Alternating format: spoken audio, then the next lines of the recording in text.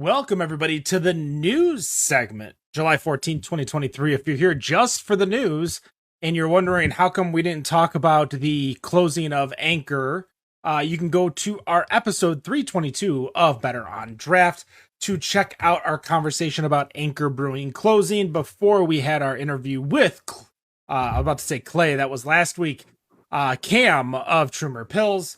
Let's go around and see what everybody is drinking, starting with the wonderful Wendy. Wendy, what do you got? Wendy, you're muted. Is that kind of weird? Wendy, you're muted on Zoom. We're going to get there. We'll get there eventually. Wendy, you're muted on mic now. I spent a lot of time at the hospital this week, so I'm running on very low sleep. That's all I can say.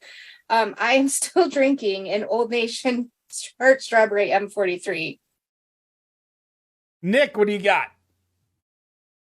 I got so I got Dan's favorite beer, Busch Light, the John Deere edition. Hey, why do you even have that in your house? Because I got married into a freaking farming family. I was gonna say, that's do you go to the store and like actively look for this? No, this is the limited edition can. So you gotta keep in mind that what would have been my grandfather-in-law, rest in peace.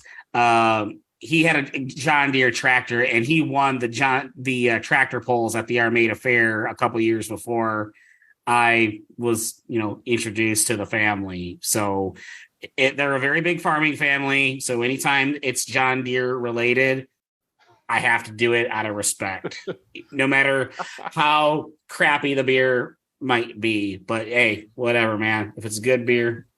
Yeah, fair enough. Speaking of people who drink crappy beer, Dan, what do you got? Oh boy! Wait! What was the last crappy beer Dan drank? You probably had a King Cobra an hour ago. I have not had King Cobra in here. He probably has Steel Reserve hidden in his basement. Yeah, like the grape one or whatever the grape slushy. Oh yeah, that's slushy. I drink those at like 10 in the morning. I have actually got took you a second. I actually have a Rochester Mills triple shake milkshake stout. You were on the milkshake stout kick these last few weeks. I've got a lot of them, so might as well drink them. You might as well. I'm surprised they've lasted this long. Yeah.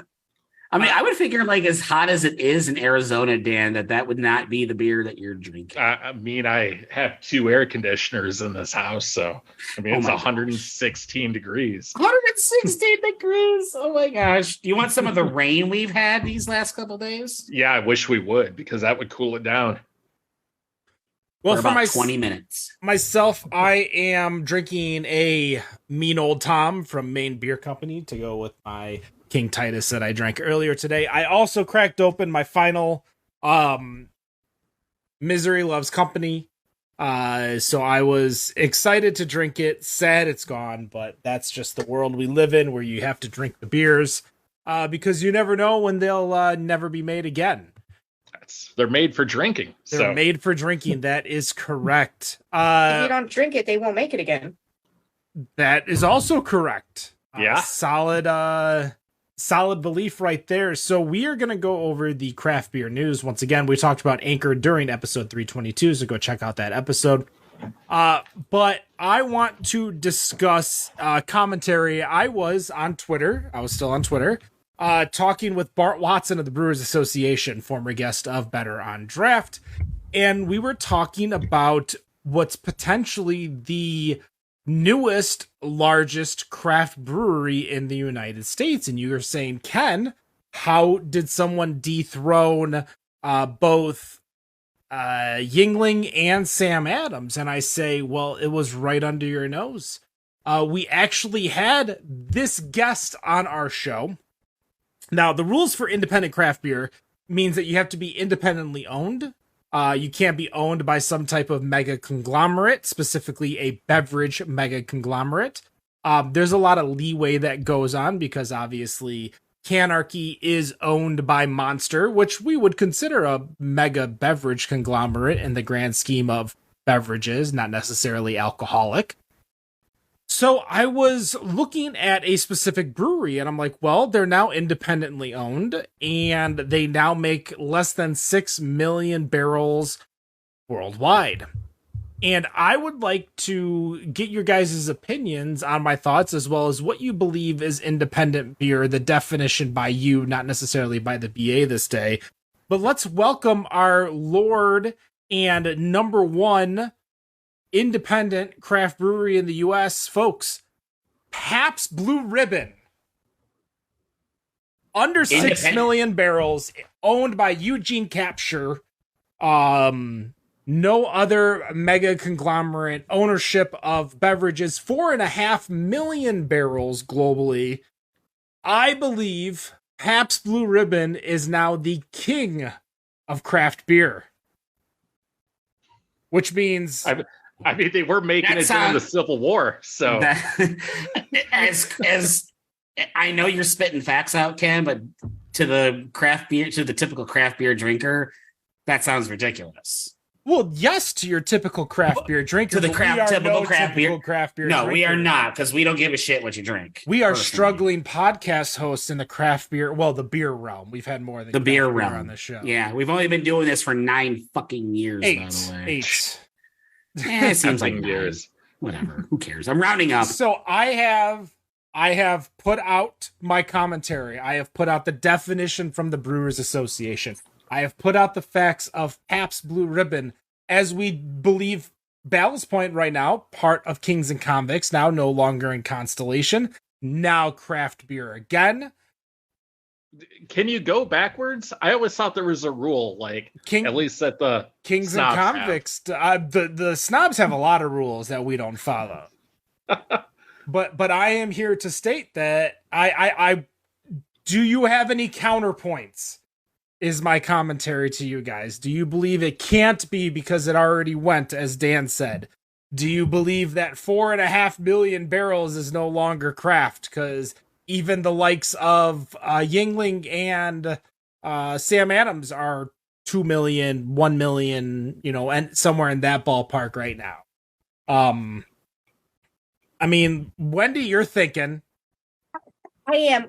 Can you go over again what the rules were by the Brewers Association? So to be an independent craft brewer in the United States, you have to be independently owned, meaning that you cannot be owned by some type of mega conglomerate. So that takes away from Constellation, Heineken, Molson Coors, AB InBev. Number 2, you have to be under 6 million barrels globally. Meaning that between all your breweries that you own, if you own breweries outside of the United States, that you cannot have more than 6 million barrels made globally. And that is the 2 rules. That's basically it. And we're just talking about just Pabst Blue Ribbon, or we're talking about Pabst Brewing. Pabst Brewing as a whole is at 4.5 million barrels. Okay. What all right, so other clarify they make? I got a list right here, Dan. Geez. Natty Boh, Old Style, Lone Star, Old Milwaukee, Colt 45, St. Ives. Oh, dang. I had no idea. Style, Lone Star. Dan, were you not on that episode with Heritage Brands? I wasn't, no. Okay. That's probably why. Yeah, when we had Pabst on the show, talking about the Heritage Brands, they have a decent selection of beers, especially Rainier. A lot of localized, I want to say shtick beers. So like Old Style, Natty Boh, Rainier, like Lone Star. The beers they've definitely got the malt liquor market cornered from the sounds of it. So were they ever not considered independent? Yes, years ago when they were making way more than 6 million barrels. Okay. Also years ago when they were owned by, there's a lot of like ownership changes that have happened, but mostly they've never even been thought to be considered because of their barrelage. Okay. I was gonna say they've been passed around quite a bit too. I mean, ownership wise, they kind of fit. If they fit the profile, you can't really say no, they're not. I mean, you can. If they fit we do all the time. I mean, look at the way people talk about Sam Adams. So, I mean, people were talking Founders was craft beer up until they sold 95%, even though they had sold 30% and they weren't legitimate craft beer in the definition. People don't think Yingling or Sam Adams / Dogfish Head are craft beer currently, even though they fit within the independent beer. I think they call it independent beer. They don't call it craft beer anymore. So who are these people? The Brewers Association. The Brewers Association. Oh, okay. I thought we were talking about randos. That was an easy. I gotta hand it to Pabst Brewing to be able to not go to a conglomerate. You've been able to run as its own entity since 1844. That's nowadays. I think that's unheard of. When you start seeing breweries picked up by, you mentioned a handful of them already, to stay as its own independent entity for as long as they have and still going, I think is impressive. But when people hear, again, to the typical craft beer drinker, when you hear Pabst Blue Ribbon and Pabst Brewing, people aren't going to connect the two and two together. They're going to be, oh, that's a big brand. That doesn't count. But by definition, you could argue it, but that's by definition, it's technically independent, technically crafts. But I think it's just a matter of apples versus it's apples versus oranges at that point. Tomato versus tomato. But whether you call it tomato or tomato, it's still the same damn thing. So now that I feel like I've made my point, you all agree with me because I'm correct. Well, go on, Nick. What's your? No, I'm not, because I know I'm going to lose the argument. I think we perceive it obviously, to someone to maybe someone who's not a craft beer drinker. If I were to tell them, "Oh, Pabst Blue Ribbon is craft beer," I would probably be laughed out of the fucking bar, hands down. Until I go into the argument thing. About I kind of want to watch this now. Well, I want to see Nick go around arguing. I'm gonna. What I would do, and just to kind of get reaction, I would go to somebody at a bar who's drinking PBR, and to be like, strike a conversation, be like, hey, that's craft beer, right? And he's gonna be like, what? And then go into the whole conversation and be like a whole. Going down the wormhole, down the black hole, down the wormhole conversation. And that person's mind is going to be so blown that he's probably going to stop drinking and start going to liquor instead, because he's not going to understand what the hell was just told to him. He's not going to understand what the hell just happened. Might as well drink 151. Might as well drink SoCo now. Oh God! I feel like I gagged less to the 151 than I did than the SoCo. Yeah. Oh wow! but it, when you look at Pabst Blue Ribbon or Pabst profile, it's not surprising that they have as many barrels as they do, because they brew so many other things regionally. And, so it's, you can't get Lone Star. I mean, you probably could. You could probably find Lone Star Old Style somewhere here in southeastern Michigan, but I'm not all surprised that it's still under 5 million barrels at the end of the day. I'm not surprised. I feel like I think that's a generational brand, PBR. So I think it's coming back. My question to everyone is that I've given you the definition, 6 million barrels, independently owned. Do you believe that embodies the definition of craft beer in 2023, or do you think the definition needs to be changed to fit what the market is in 2023? I'm going to pass it off to Dan first on that one, because I know we've talked about this ad nauseum on this show. What is craft beer? But now that I've brought in the big guns, we're not thoughts? moving the goalpost to make the CBYs happy, if I can bring that term back. We're not going to move the goalpost just because they don't like the result. So no, it needs to stay the same, and I agree with you. It fits it. It's the top craft beer in the country. Well, damn, that was easy. Yeah. Wendy. Yeah. I agree with Dan. I mean, I was a little cocky. Ken was hoping for more debate. I was hoping for. I was hoping for some more like, oh no, come on, it can't be craft. But I've made a better argument than I thought I did. Nick, do you want to? I guess no. I would follow the rules too. So I'm going to agree with Dan and Wendy, and I'm going to agree with you. My question would go to the Brewers Association. Why 6 million? Why that particular number? So there's a little bit of tomfoolery here, but when we talked to Bart Watson about it, he disagreed with how it happened. He believed it because it used to be 2 million. But as Yuengling and Sam Adams both grew over 2 million, it's kind of hard to say Yuengling is not independent or craft because they are family owned and have been family owned in the same family for centuries. 2 centuries, generations would have been the better word. And prior to that with Sam Adams, God forbid, like Jim Cook, like he's been there since the beginning. There's no outside ownership. He is what like craft beer embodies today. So there's, rumors that it was upped to 6 million to fit those two brands. But it used to be 2 million.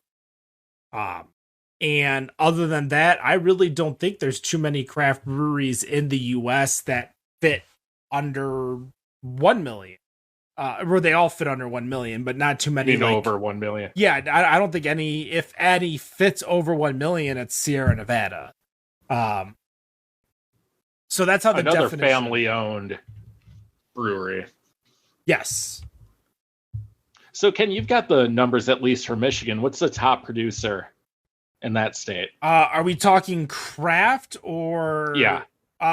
So I guess we're taking Founders out of there. Yeah, so the number Bell's. 1 brewery in the U.S. is New Holland in Michigan is New Holland at 41,116. So 5 figures. Okay. Wow. Jeez. Yeah. So Shorts is right below them at 40,686. And then the next one after those two is Old Nation, 14,000. Wow, that is a big drop. Yeah. You're going from 40,000 down to 14. That's a big drop. Yeah. So, and we do have the official number from Perrin. Perrin was nice enough to give this to us, so we wanted to thank them for that. Perrin did 11,270 as part of Canner. That's crazy too. But nowhere near what Yuengling and Sam Adams. I can understand changing the numbers for them because they haven't been bought out. They're not, they're not some, with some conglomerate. They should be considered just because they produce more beer. That hasn't changed who they are, what they're doing. Right.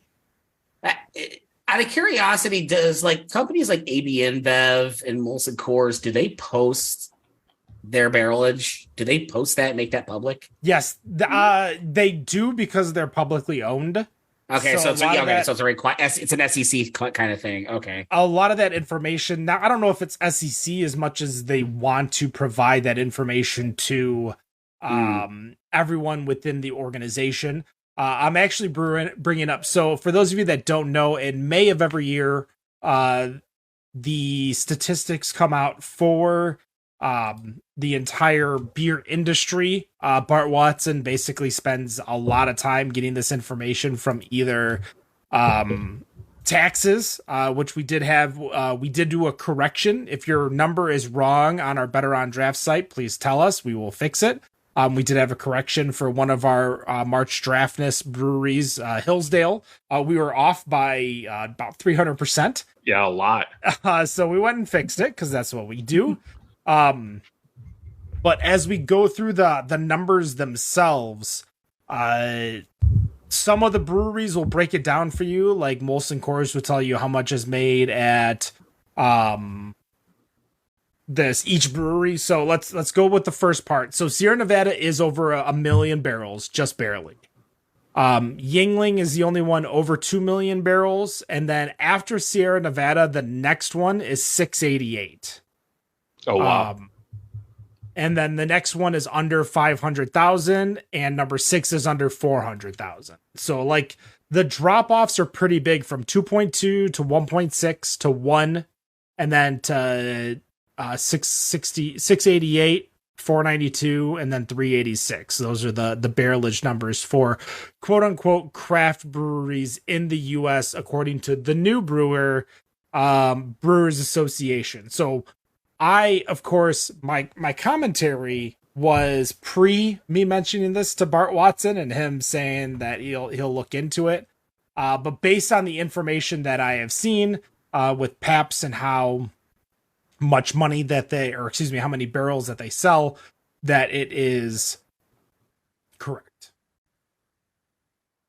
That makes sense. What was the barrelage again for PBR? 4 to 4.5 is what I was seeing online. Again, so they double Sam Adams. They do double Sam Adams. Again, I'm looking at this information from the online resources, not necessarily from Pabst Brewing as an official number. So I can't necessarily say that it is correct or official or anything like that. I'm only basing it off of what is available to me, which is all I can do. No, fair enough, but I still agree with it. I mean, they fit the criteria. Why wouldn't you consider them part of it? There you go. I'm actually, if you're watching the video, you might see I launched Excel real quick because I was trying to find this specific Excel spreadsheet. So I don't see a Pabst number, but like FIFCO, Heineken, Constellation, San Miguel, Sapporo, ABI, Kirin, and Miller Coors all bring in their data.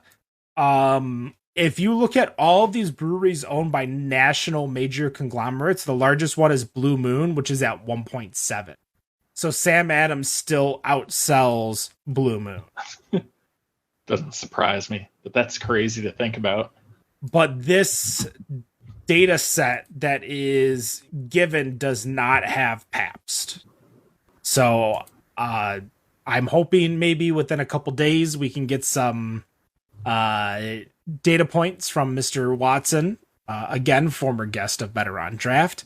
But yeah, those are the largest ones. New Belgium does 1.2 million. Lagunitas does 860K. And other than that, I mean, those are the biggest ones before we start doing like major drop-offs. Anchor only did 65K last year, which is lower than their pre-COVID numbers of 90K in 2018. Magic Hat's dropped 80% since 2018.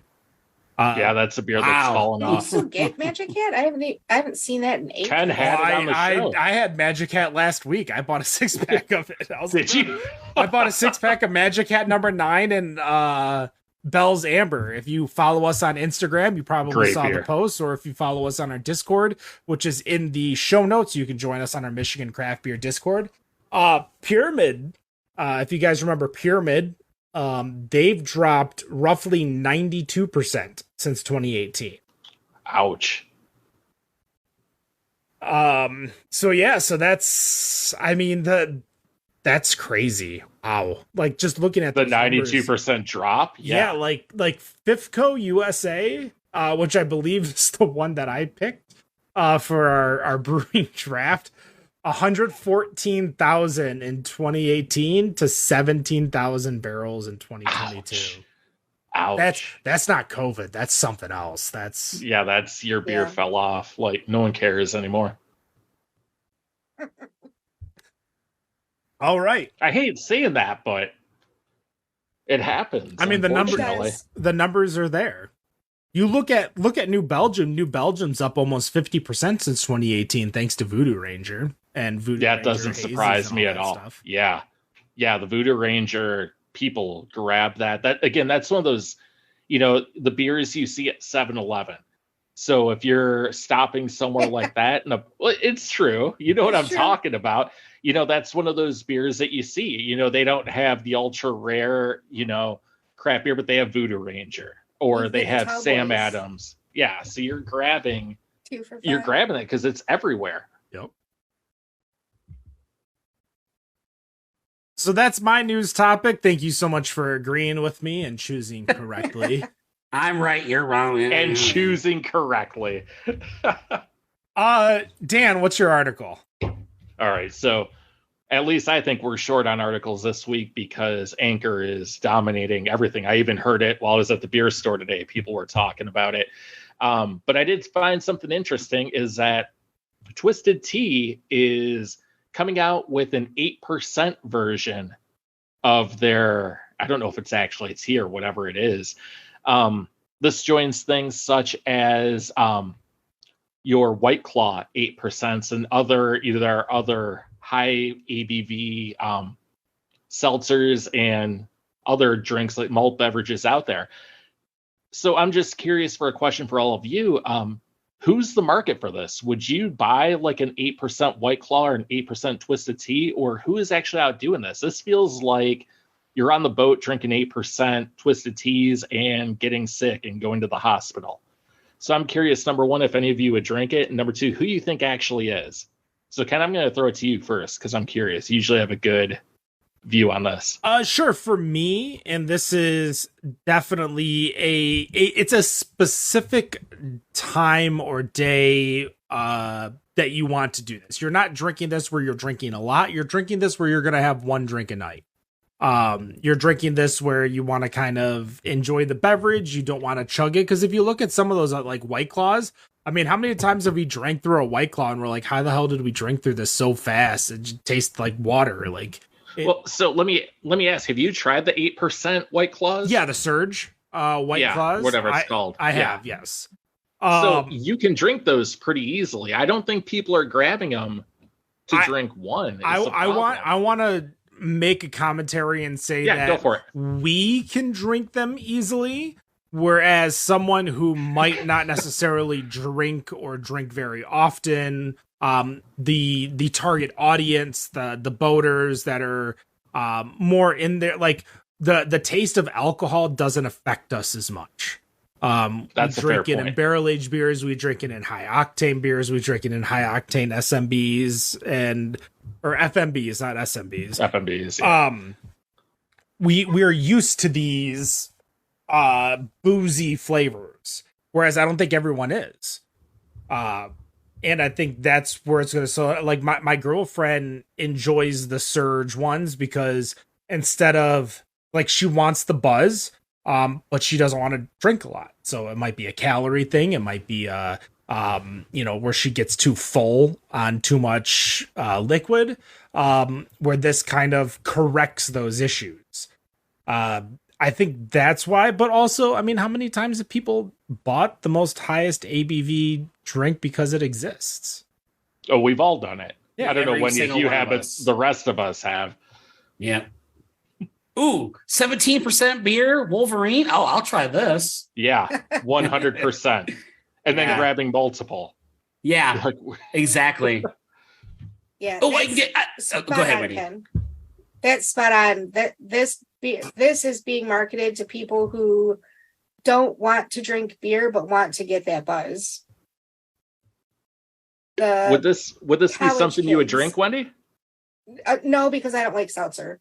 But college kids, the people who are going out with their friends who drink beer or liquor and they don't like those things, so they're drinking the seltzers. We didn't drink Four Loko for the flavor. Right. Not at all. That's the girls' nights, the trips to Put-in-Bay or wherever. That's what this is for. Put-in-Bay. Trips to Saugatuck, Right. Petoskey. Well, there's too much good beer to drink seltzer in Saugatuck, man. Yeah, I know. But I even can in Petoskey now, there's too much good beer to drink. Love me some Petoskey brewing. I'll say that much. Good old shout out to Beards. Our friend in the chat, Toot McCrog, says that's a woo girls thing. Amen. The Twisted Tea because I know a lot of guys who like seltzer, but I know a lot of women who like beer and not seltzer. What about you? Go on, Nick. Yeah, go for it, Nick. What about you? Would I drink this? Probably not. Yeah. No, probably not. So one time I wish Matt Bush was on the show because if you all remember, he would show up drinking Twisted Tea all the time. He'll probably be the very first person in line when this stuff gets released in Michigan. or he will drive down to Ohio, the closest state that actually will be selling it first, and he will go pick up whatever 4, 6, 12 pack he could probably get his hands on. Sure, you can get a 24 There's nothing pack. wrong with it. It looks like it's taller cans though, so you might only be able to. Yeah, it might be 12s. It's extreme. It's like a Mountain Dew commercial.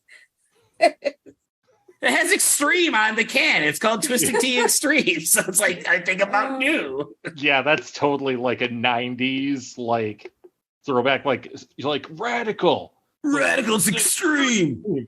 Sick moves. Hey, you know what? People are gonna buy it. People, especially like the younger crowd, early 20s, like you guys were saying. Wendy's raising her hand, so her. We said that the seltzer thing wasn't going to stick around either, and look at where we are. Yeah. Sunny D has a freaking seltzer out. Look where we're at. So why hasn't Sunny D put out an FMB with like a 151, like an overproof rum? Because Sunny D's are the drink, from back in the day. They really should have. Oh, you're all like, would it sell though? That's the question. Would it sell? There's new college kids every year. Yep. And they keep getting dumber and dumber. Yeah. Apparently they're using their beer for tanning now. Yeah. Oh, jeez. No, I'm not. We're not having that conversation again. You guys can have it after. You guys can have it after Summer Beer Fest, but I don't want to have that conversation. It's like getting in the beer bath at the spa. What a perfectly good waste of beer. Right? I know. It just doesn't all that ball sweat and the beer that you could be drinking. Well, let's continue with the craft beer news. Wendy, what's going on? So I found a very interesting article to me on Wine Enthusiast, go figure, about the latest wine beer hybrid called the Italian Grape Ale, which I had to go and look it up because I'm pretty sure that I've heard of it before.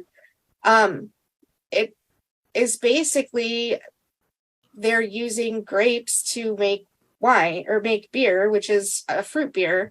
So I did a little bit of research and I found the BJCP guidelines for this actual Italian grape ale. They're calling it IGA. Have you guys heard of this? We have not. I have not. So I haven't heard of this, but if you guys think back, and you may still have them, the brewery sent us a beer made from grapes. Yes. It was kind of a wine stout blend. The Petite Madrid? Yeah. Yes. And it was a very delicious beer. It kind of caught me off guard with how good it was. So the BJCP style comparison says it's similar to fruit beer, but evolved as a standalone style due to the abundance of grape varieties in Italy. So if you look at the BJCP stuff, it tells you if you're not in Italy to go to grape ale, which is beer made with, it's more of a fruit beer. But this one that Italians apparently are just going to using grapes that aren't necessarily popular for wines and other things, which I thought was pretty fascinating with the way that they're making this work for them. And I lost there we go. Part of the article says some people see beer as not posh. Wine is tops and wonderful, and beer is to be shared during the football match. Now with beers made with grapes, people will see that what we make is high quality product. So I thought it was interesting, the whole look at it from a different perspective, I guess. Not a beer person's perspective, but a wine enthusiast perspective. So I agree with you. Up on the website so you guys can check it out. Yeah, I agree with you. I never would have thought this was a good idea until I had that brewery beer. Now it's like, yeah, let me see what you can do with that. And I think you could catch a lot of wine drinkers just based off of that. I don't know if the rest of you drank yours. I had mine a month or two ago. It's just like, wow. There really are some things I think you could do with that and bring in people who traditionally wouldn't drink beer because of the way it tastes, because it does have a similar profile. It's kind of like a half wine, half beer, at least the way that stout tasted, and it was really good. Yes, so the beer we had from the brewery, one of our guests, thank you so much for coming on the show, sending us some beers. It's an oak-aged imperial stout with Petite Syrah grapes and Syrah, S-I-R-A-H, grapes, and Syrah, S-Y-R-A-H, grapes. Petite Mardi, French for Small Tuesday, is a small batch release in an even smaller format in the same vein as 2021's Portified Black Tuesday. This decadent imperial stout was aged in oak puncheons, and carefully crafted with Petite Syrah grapes and Syrah grapes. Sip, savor, and enjoy. Say that again. Yeah. What are these grapes again? Syrah and Petite Syrah. I don't think any of us are wine people, so at least I'm not. And I'm like, what? I didn't know there were so many different grapes to choose from. But Oh yeah. So the article says that IG also differs from other beer and wine hybrid categories. Ona beers, Oena beers. I'd never heard of that either. That use grapes, but they must and pomace from global regions. Notable brewers in the U.S. pushing that style are Russian River, Dogfish Head, and Trillium. So I thought that was interesting too. That you have some pretty big brewers that are working with the grapes. Mm-hmm. I mean, it was delicious when we had it. I shared it with some friends because it was definitely still high octane. It was a high ABV beer, very even for high. the small bottle. But it was like a 12-ounce bottle or a 10-ounce bottle. A couple of ounces, like almost like sharing a mead. Like it was just like that, like perfect. Well, if you're looking at the grape ales, their style comparison here is a similar base as several Belgian ales, like a blonde, a saison, or a Belgian single, but with grapes. And their ABV is a 6 to 8.5%. So that's what you'd be looking at with a grape ale in the U.S. Yeah, this was 16%, so that's why. Yeah, it was really high. Well, that was barrel aged too. I want to before I pass it off to Nick. I want to be upset because I am upset. I went to Untapped. Yes, I went to Untapped, and I looked up Petite Mardi, and on my screen right now there's 5 different advertisements. 6 if I scroll down like 1 inch. Untapped, you're dead to me. Is that they're just flooding it with advertisements? Yeah, now? it's worse than literally Twitter, Facebook, anything else. You would think they're making enough money from all these, breweries and everyone else using their menu services. They sell digital signage. They sell so many extra things like verified badges and stuff. To not have me have to look at all this stuff on their that's embarrassing. I don't know what they're thinking with that, but I'm literally upset because of it. Like it's kind of annoying. Their revenue stream are the breweries, the tap houses. That's apparently cool. Now me, and now I don't want. And now, yeah. Let's see here. We got Dan, we got me, we got Wendy, Nick. All right. Who remembers Buzz Ballz, the RTD from the early 2000, from 2010 actually. Yeah. So fun fact. Fun fact. Go ahead. Go ahead, Dan. You can get those on Spirit Airlines, and the more you buy, the cheaper they get. Yeah. Wait.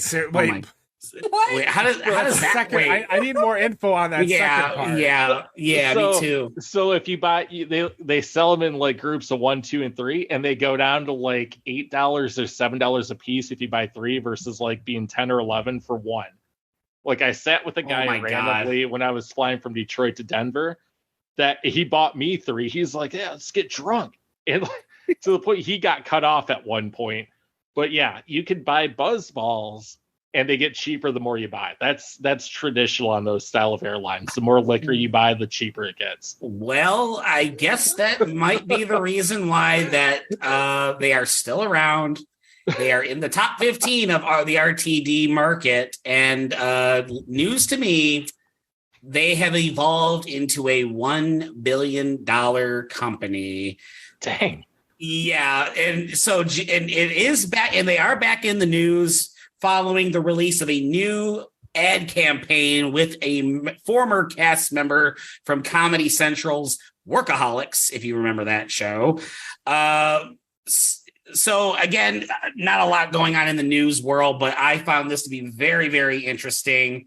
First and foremost, that the $1 billion part, and that they are distributed across the entire country plus 24 other countries. Here's something interesting that really caught my attention.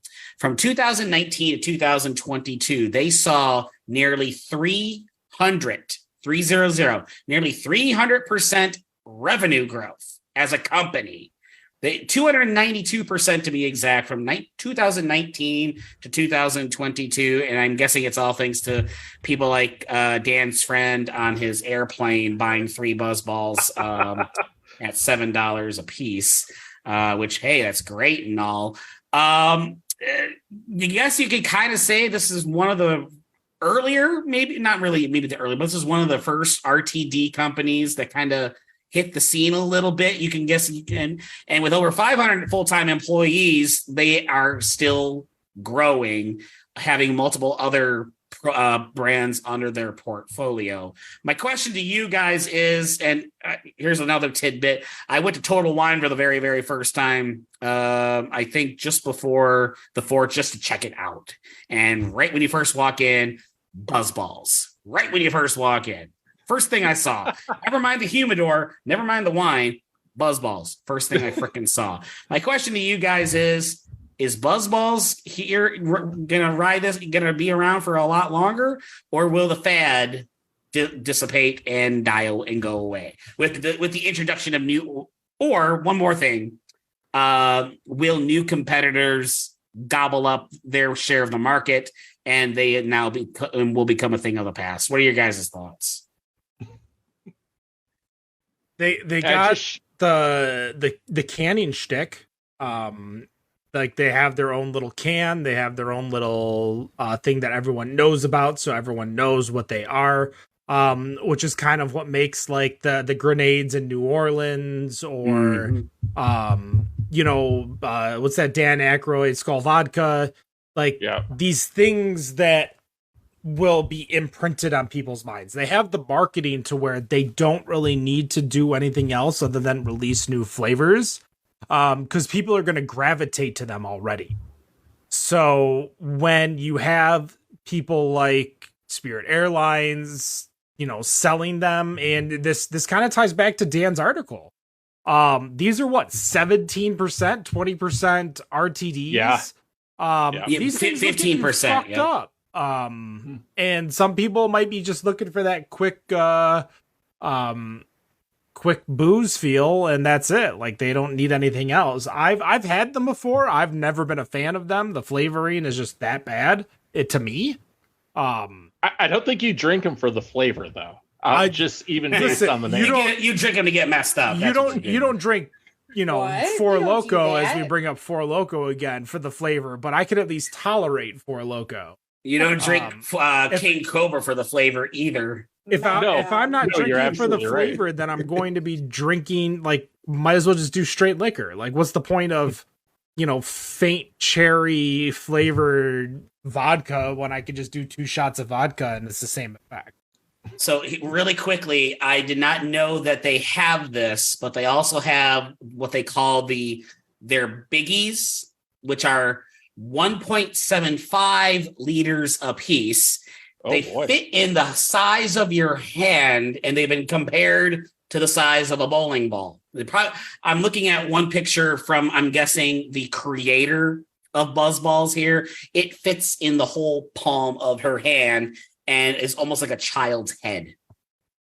Almost 2 liters of liquor. I'm going to Total Wine next Thursday to drop off some kegs to our friend Wes at Oddside. I will be looking for this now. For Buzz Ballz? For Buzz Ball Biggies. Buzz Ball Biggies. $19 for a 1.75 liter. That's actually not that bad of a price point. When you think about it, a fifth of liquor is 750 milliliters, and you're paying for something decent $30-$40. Maybe if you're Dan, you're paying about $220. Are you talking about like vodka? Well, vodka, rum, and vodka's all pretty well, what's the thing that Tito's going for? Tito's about 20-25. 20-25? The cutoff for me is Ciroc at 40. Ciroc at 40. Okay. Yeah. So you're going to get at least double the amount of liquid for half the price. It's a great marketing shtick. Younger folks are going to love it. Especially the ones that are just going into college. This is something, Nick, where I would carry it around like if I was going to your frat parties. Yeah. And just pour it in people's glasses. They have parties anymore? I didn't know that. I don't know. but like, I'll say this. Shortly after I graduated, they tamed down a lot of it. If this existed 15 years ago, is what I'm saying. Then what I would do is I'd carry it around and just start pouring it in people's glasses, like 2-ounce shots. Like, your beer glass is empty. Here's a little of this.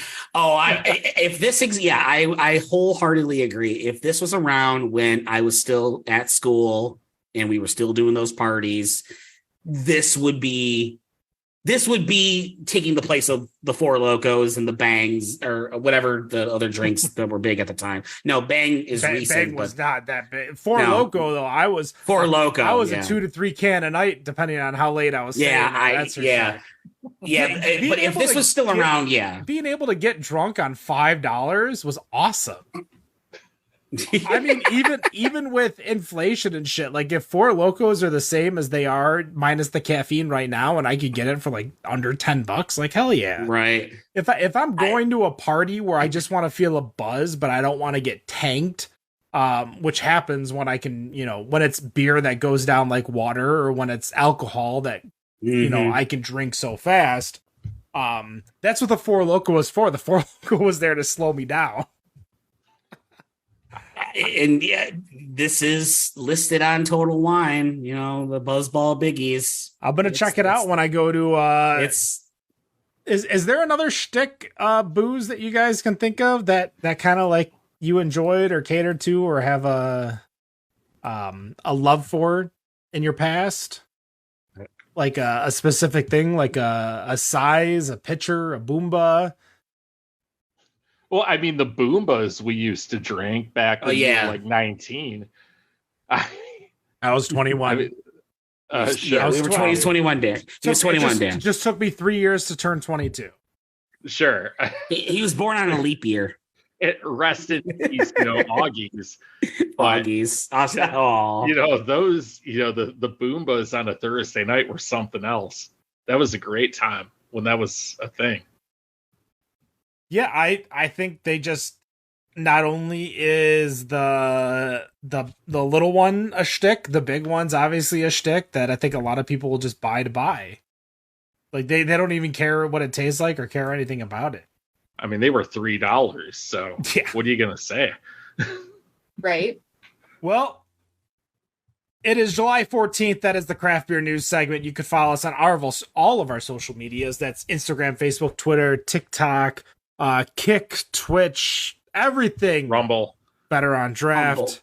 Bumble. No, Rumble. Rumble, not Bumble. Rumble. I think not it's Bumble. Grinder. We'll find us there. Tinder, Plenty of Fish, Ashley Madison. We're on all of those sites at Better on Draft. Oh, brother. As many of you may know, this is Nick's final show as an official host. He may come back for some guest appearances here and there. Nick, it has been nearly 8 years since you have done this. You've done this with me for that entire time straight, so I appreciate you. So I will let you take this final episode home? Well, really quickly before I do that, as you know, you said it, Ken, this is not a farewell. As a matter of fact, I'm holding SummerSlam tickets hostage for you and Dan right now. So it's not like I'm going anywhere. As you probably have heard, I got a new one joining the family in December. So life's going to change pretty big, but you know, I'm looking forward to it. So it's not goodbye. I'm still going to be supporting the show from the sidelines, and I'm sure I'll be doing some guest appearances here and there moving forward. So with that being said, and I promise, Ken, I will not fuck this one up. To send this show off one more time, no matter what you think of your beer, we think it's, wait for it, better on draft. Have a good night, everybody. Cheers.